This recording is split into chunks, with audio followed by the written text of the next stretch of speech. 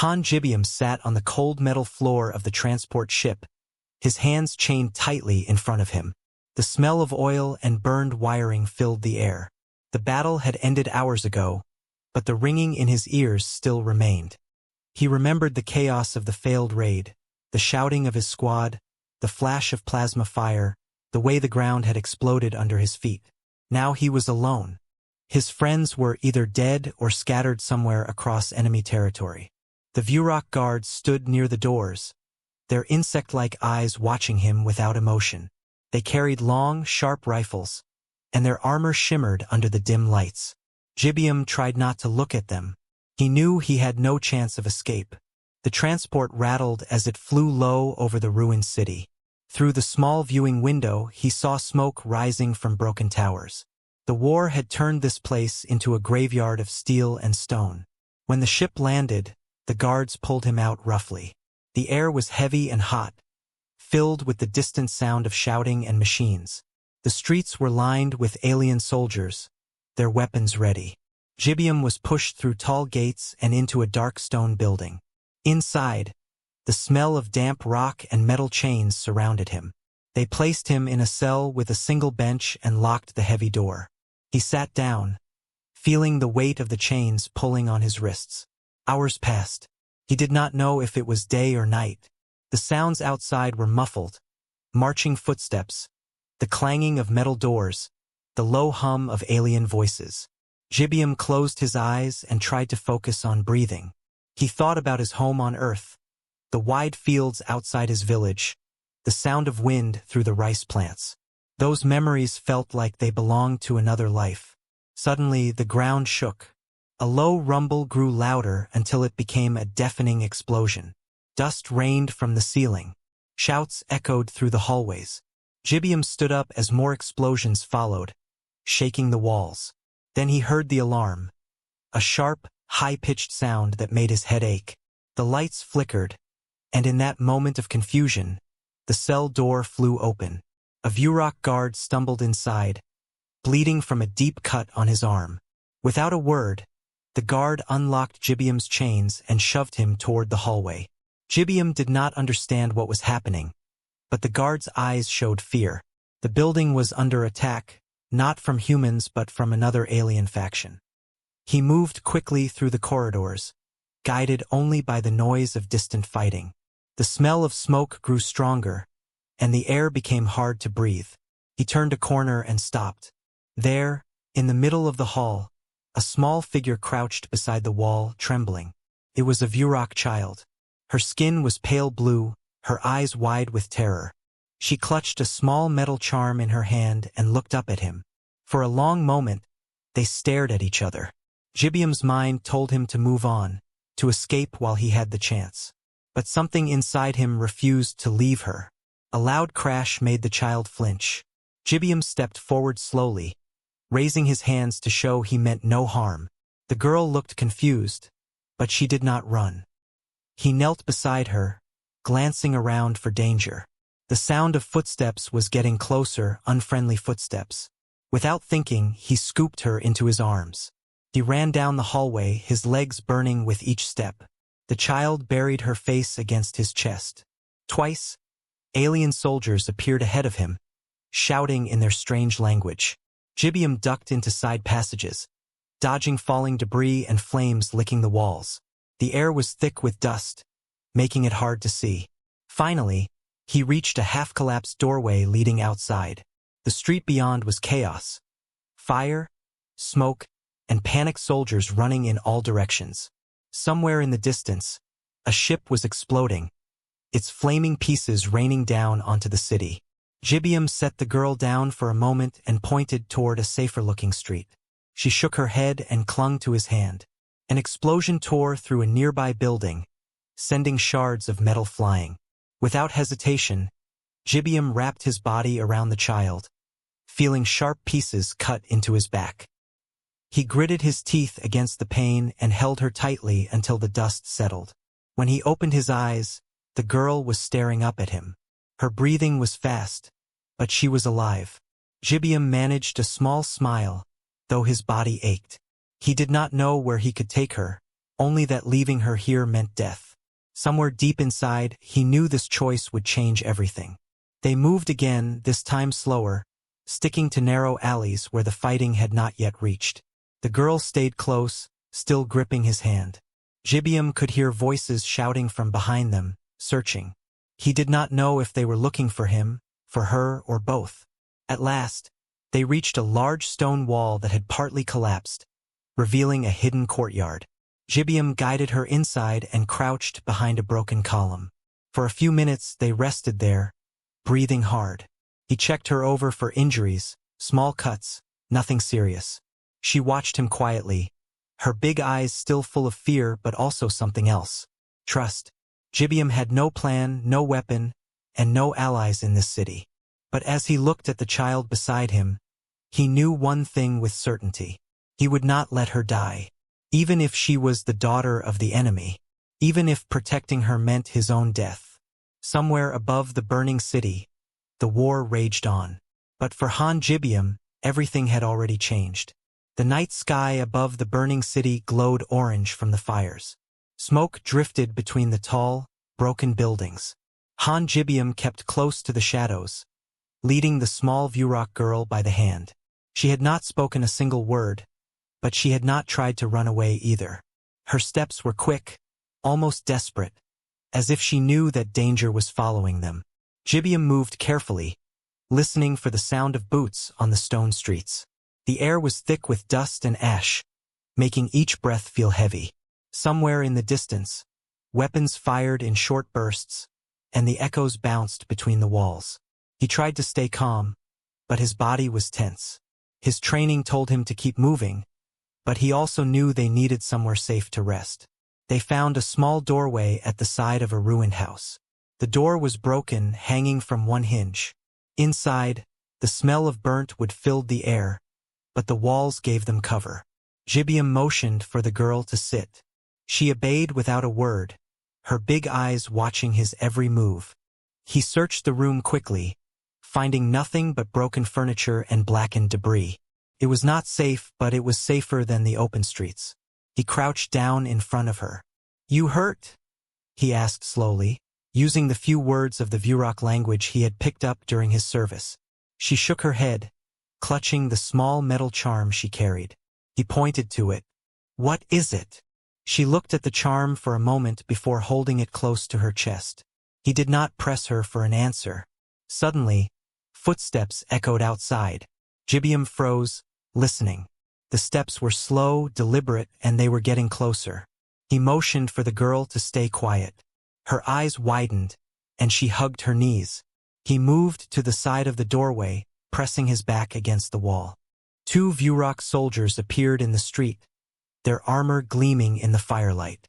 They spoke quickly in their native tongue, their voices low but urgent. Gibeon understood only a few words: child, search, and human. They were looking for her. His grip tightened on a piece of metal pipe he had picked up earlier. He did not want to fight, but if they came closer, he would have no choice. The soldiers moved on, their voices fading into the distance. Gibeon let out a slow breath and returned to the girl. She was shaking, her eyes glistening with tears. He knelt and placed a hand on her shoulder. "Safe now," he said softly. She nodded, though her hands still trembled. They stayed in the ruined house until the sounds of fighting grew more distant. When the night air cooled and the fires dimmed slightly, Gibeon decided it was time to move again. The girl followed him without question. He led her through narrow alleys, stepping over rubble and ducking under fallen beams. Hours passed before they reached the outer edge of the city. The buildings here were smaller and there were fewer soldiers. Gibeon spotted an old supply shed near a wall of crumbling stone. Inside, there were dusty blankets and a few containers of stale water. It was enough for the night. He gave the girl some water, and she drank quickly. Then, to his surprise, she reached into her pocket and pulled out a small piece of dried fruit. She held it out to him. He hesitated, then took it with a quiet "thank you." They sat in silence for a long time. The only sounds were the distant rumble of explosions and the faint crackle of fire. Gibeon thought about what would happen if they were caught. He would be killed without trial, and she might be used as a weapon in the political games of the Dominion. The thought made his stomach turn. He did not know who she truly was, but he could guess. Her clean clothing, her fine shoes, and the metal charm all pointed to a family of importance. Maybe even royalty. Maybe the daughter of someone powerful. When morning came, the sky was pale gray. Gibeon woke to find the girl still sitting beside him, leaning against the wall. She looked at him with quiet curiosity, as if she could not understand why a human soldier had helped her. He wondered the same thing. Maybe it was because she reminded him of his younger sister back on Earth. Maybe it was simply because leaving her behind would have made him less human. They set out again, heading toward the sound of running water. If they could find a stream, they could wash and refill their containers. The streets were quieter now, though the smell of smoke still clung to everything. Birds circled in the hazy sky, their cries sharp and lonely. As they moved, Gibeon began to notice changes in her. She no longer walked behind him but beside him. She looked around more, pointing at things and saying short words in her language. He tried to repeat them, and she would sometimes laugh softly at his mistakes. It was a small thing, but it made the heavy air feel lighter. They reached a broken bridge over a shallow river. The water was dirty, but it was better than nothing. While Gibeon knelt to fill their container, the girl wandered to the edge of the bridge and looked at her reflection. For the first time he saw her smile. A small, tired smile, but a smile all the same. That moment ended quickly when shouting came from the far end of the bridge. A group of armed soldiers appeared, and their eyes locked on the pair. Gibeon grabbed the girl's hand, pulling her toward the far bank. The soldiers shouted again, breaking into a run. They sprinted along the riverbank, dodging fallen beams and sharp stones. The girl stumbled once, and Gibeon lifted her into his arms without slowing down. His legs burned, his breath came in short bursts, but he did not stop until they found a gap in the wall ahead. Ducking inside, they found themselves in a hidden courtyard surrounded by high stone walls. Vines crawled over the bricks, and the air was cooler here. Gibeon set her down, both of them gasping for breath. He listened for the sound of pursuit, but the soldiers seemed to have lost their trail. The girl reached out and touched his arm. "Safe?" she asked, using the Terran word he had taught her the night before. He nodded, managing a small smile despite the exhaustion. In that quiet courtyard, Gibeon realized something. This was no longer just about surviving. It was about protecting her, no matter what, even if it meant facing the entire Dominion alone. The courtyard was quiet, but Han Gibeon knew it could not stay that way for long. The city was still in chaos, and the Dominion soldiers would not give up their search. He and the girl needed food, water, and a safer place to hide. The child sat beside him, holding her knees, her eyes scanning the vines on the wall as if they could somehow keep them safe. Gibeon looked at her carefully. She was not like the street children he had seen during the war. Her clothes, though dusty, were made from fine material. Her shoes were sturdy and clean. The small charm she wore around her neck was made of polished silver, with strange symbols carved into it. He did not understand their meaning, but he knew they were important. He wondered again who she was. The answer came sooner than he expected. A shadow moved above them. Gibeon stood quickly, ready to defend them with nothing but his fists. But instead of soldiers, a single tall figure dropped down from the wall. The figure wore black armor with gold markings and carried a short blade. The alien's face was long and narrow, the skin a deep blue, the eyes sharp and bright. This was not just a soldier. This was someone of high rank. The figure looked at the girl first, then at Gibeon. In the Vurok language, the newcomer spoke quickly, the words sharp like commands. The girl answered in short bursts, pointing at Gibeon as she spoke. Gibeon caught one word. Vara. It was her name. The figure's expression shifted. The alien stepped closer and studied Gibeon's face. Then, in broken Terran speech, he said, "You protect Vara?" Gibeon nodded slowly. Yes, she was in danger. The alien's eyes narrowed. "Why? You enemy." "I'm human," Gibeon said, his voice calm. "But she's just a child. I don't leave children to die. There was a long pause. Then the alien touched a device on his wrist and spoke into it. Minutes later, more figures in dark armor appeared at the courtyard entrance. Jibium's instincts told him to run, but the girl, Vara, grabbed his hand. She spoke to the soldiers, her voice strong for someone so young. The soldiers did not seize him. Instead, they formed a protective circle around both of them and began moving through the streets. Jibium kept close to Vara, unsure of where they were going. He noticed the way the other Vurok soldiers looked at him. Confusion, suspicion, even anger. But they followed their orders. They passed through checkpoints and guarded gates until they reached a massive building with tall, black walls. The gates opened, and they entered a courtyard filled with armed guards and strange alien plants. The air here was cleaner, cooler, almost peaceful. Inside the main hall, the soldiers led them to a large chamber. At the far end sat a tall Vurok with broad shoulders and golden armor. His eyes were sharp and cold, his posture commanding. Jibium did not need to be told. This was a leader. The soldiers bowed their heads before him. Vara let go of Jibium's hand and ran to the leader. She spoke quickly, her small hands moving as she explained. The leader's eyes shifted between her and Jibium. Slowly, he stood and stepped forward. His voice was deep and controlled. "You are the human soldier," he said in accented Terran.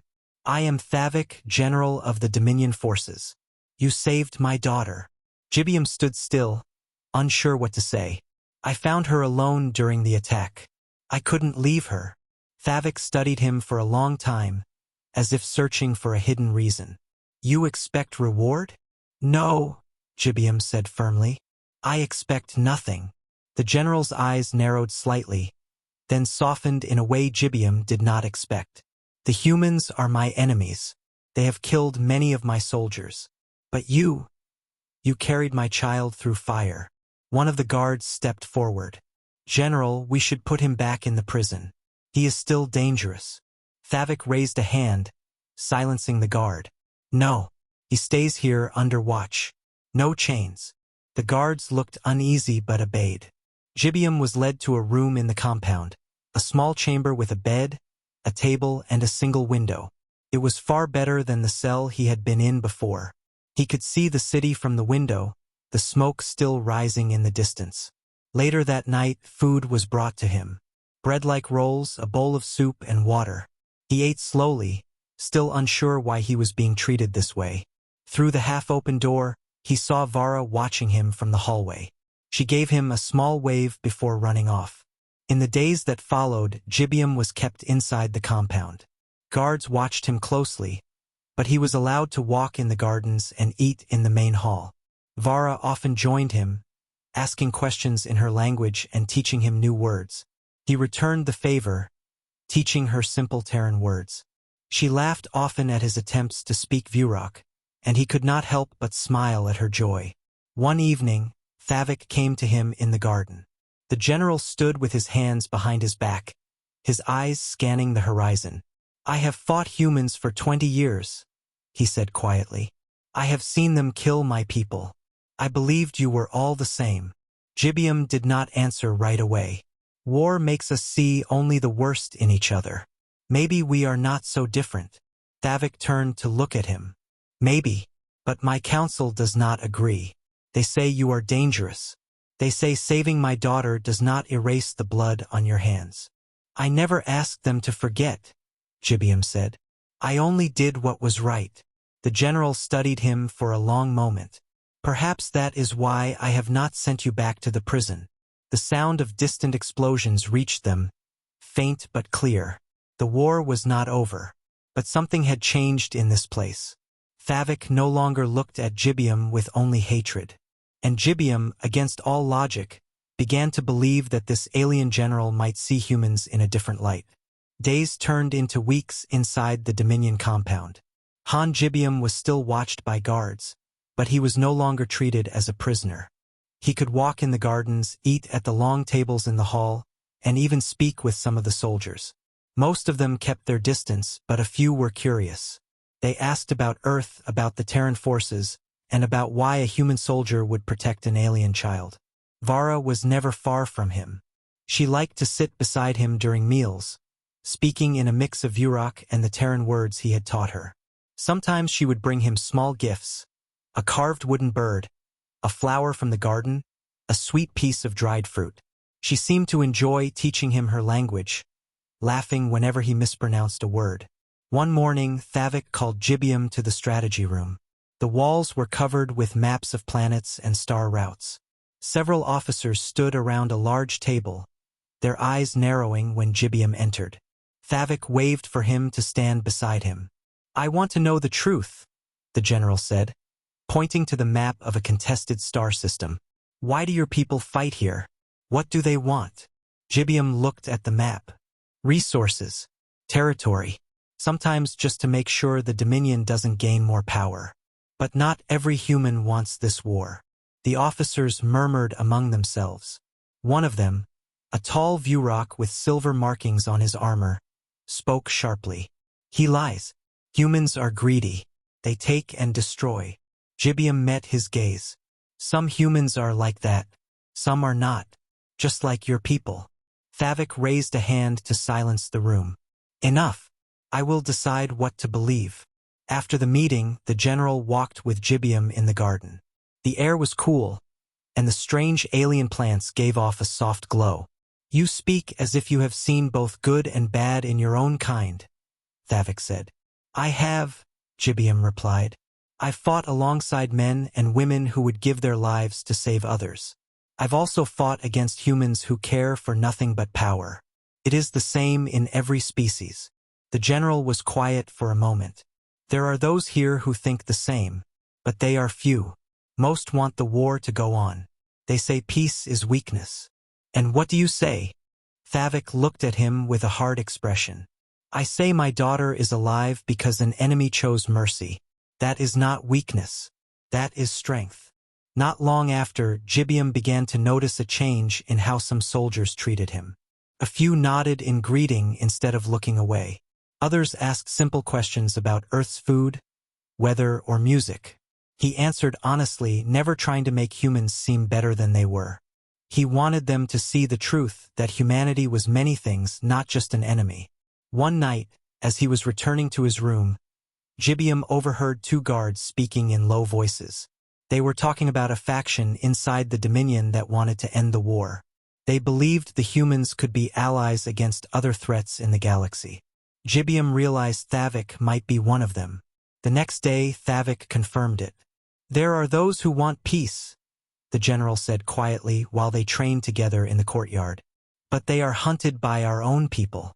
If they speak too loudly, they disappear." "That's not so different from humans," Jibium replied. "We have people who want peace, but they are often silenced by those who profit from war." Vara joined them then, holding a ball made from tightly wrapped cloth. She tossed it to Jibium and he caught it easily. The moment was simple and calm, but it felt important. Here they were, a human soldier, an alien general, and a child, sharing a moment without fear or anger. But calm could not last. That evening, a messenger arrived at the compound with urgent news. Enemy ships from another alien faction were moving toward the city. They were not human ships. These were raiders known for killing civilians and taking captives. The compound went into high alert. Thavik ordered Vara to be taken to the safest part of the compound. She resisted, clinging to Jibium's arm. "Stay," she said in Terran, her voice trembling. "I'll be here," he promised. "You'll be safe." The next hours were tense. The city shook under distant bombardments. Jibium stood with the soldiers at the outer wall, watching the night sky flash with streaks of light. For the first time, he stood not as a prisoner, but as part of their defense. Thavik came to stand beside him. "If they breach the walls, protect my daughter," he said. "I will," Jibium answered without hesitation. As the fighting drew closer, Jibium realized something had changed deep inside him. He no longer saw these soldiers only as enemies. He saw them as people, each with their own fears, hopes, and families. And he understood that if peace was ever to happen, it would start with moments like this, standing together against a common threat. Whatever happened in the battle ahead, Gibeon knew he would fight to protect Vara, Thavik, and the civilians in this city. Not because they were human, but because they were lives worth protecting. The night was alive with the sound of battle. The walls of the Dominion capital shook as explosions lit the sky. Han Gibeon stood on the outer wall with the Vurok soldiers, gripping a captured rifle. The air smelled of burning metal and smoke. Above, streaks of red and blue light cut across the darkness as enemy ships fired on the city. The enemy this time was not human. They were raiders from the KLYRR species, known for attacking without mercy. Gibeon could see their insect-like forms moving in the shadows beyond the wall. The Vurok soldiers fired in steady bursts, their shouts mixing with the roar of the battle. Thavik moved along the wall, giving orders. His presence was calm and commanding, but Gibeon could see the tension in his eyes. This was not a battle they had expected so soon.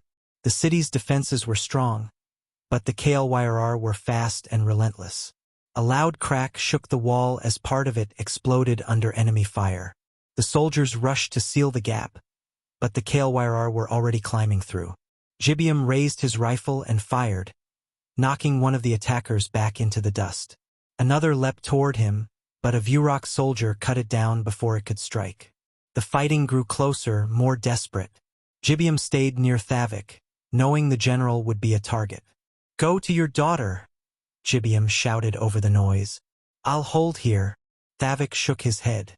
"If we lose this wall, it won't matter where she is." The enemy pressed harder.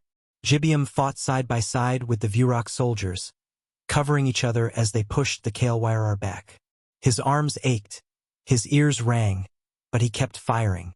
He had been in many battles, but this one felt different. He was not just fighting for himself. He was fighting for the people behind these walls. A sudden explosion rocked the ground. Gibeon turned to see a breach near the main gate. The KLYRR swarmed through, cutting down anyone in their path. Thavik shouted orders, sending soldiers to block the gap. Gibeon didn't wait. He ran toward the breach, knowing it led directly toward the part of the compound where Vara was hiding. The streets inside the walls were chaos. Civilians ran for shelter as KLYRR raiders attacked. Gibeon cut through them, his rifle hot from firing. He reached the compound gates and found two Vurok guards holding the line. One was wounded, blood seeping from his side. Inside, Vara stood in the doorway of the safe room, eyes wide with fear. "Gibeon!" she cried, the Terran word clear in her voice. "Stay inside!" he shouted, moving to block the attackers. 3 KLYRR charged toward the door, but Gibeon met them head-on. He fired until his rifle clicked empty, then swung it like a club. The creatures screeched and fell, but more came. Thavik arrived with a group of soldiers, cutting down the last of the raiders in the courtyard. His armor was scorched, but he was unhurt. He went straight to Vara, kneeling to check that she was safe. She clung to him, tears streaking her cheeks. When the fighting finally began to fade, the city was still standing, but barely. Fires burned in the streets, and the walls were scarred with black marks from enemy fire. The KLYRR had been driven off, but at great cost. Many soldiers and civilians lay dead. In the days after the attack, something changed in the way the Vurok looked at Gibeon. They no longer saw him as just an enemy soldier. They had seen him fight for their city, for their general's child, and for their people. Soldiers who once avoided him now greeted him with nods of respect. Thavik called a meeting in the Great Hall. Leaders from different parts of the Dominion gathered, their voices loud and full of argument. Some demanded the war with humanity continue. Others, shaken by the KLYRR attack, spoke of the need for allies. Thavik raised his voice above the noise. "We have fought humans for decades. I believed they could never be trusted. But one of them saved my child not once, but twice. He fought beside our soldiers and bled for our people. If one human can do this, then perhaps we have been wrong about all of them." The hall fell quiet. Eyes turned toward Gibeon, who stood at the side of the room. He did not speak, but he met their stares without fear. "This war has cost us too much," Thavik continued. "We face greater threats than each other. I will send word to the Terran command. We will speak of peace. It was not an easy decision. Some leaders walked out in protest, but others stayed listening. The first steps toward ending the war had been taken. That night, Gibeum stood in the garden, looking up at the alien stars. Vara came to stand beside him, holding his hand. "Home?" she asked softly. "Someday," he said. "But maybe home can be more than one place." He knew the war would not end overnight. There would be battles ahead, and enemies on both sides who wanted it to continue. But he also knew that one act of mercy in the middle of a war had changed everything. Han Gibeum had come to this city as a prisoner. Now he was something else entirely, a bridge between two worlds.